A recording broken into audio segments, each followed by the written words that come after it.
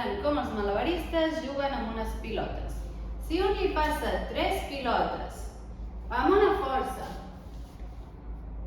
de 1,8 newtons amb una acceleració de 5 metres segon al quadrat,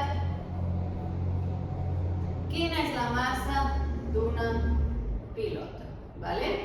Amb aquesta força i aquesta acceleració passa 3 pilotes. Nosaltres volem saber la massa d'una pilota. Llavors, hi ha dues maneres de fer-ho. O amb la fórmula o amb el triangle. Sí? Per tant, el primer pas serà posar la fórmula o el triangle. El segon pas és aïllar la meva incògnita. Jo força la tinc, acceleració la tinc, per tant vull saber la massa. La vull sola i a dalt. Per tant, això li sobra, passa dividint a l'altre costat.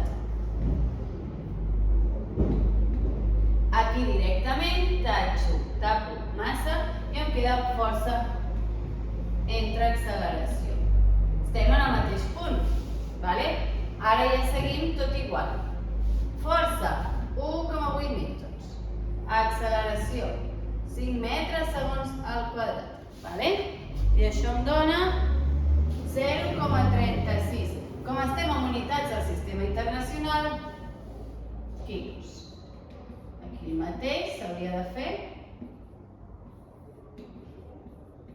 I això seria la massa de 3 pilotes. Hem acabat?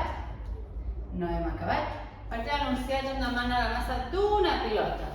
Per tant, 0,36 quilos entre les 3 pilotes em surt el pes d'una pilota. Sí? Així estaria l'exercici fet. Per tant, recordem que podem utilitzar o la fórmula o el triangle i després segueix tot igual.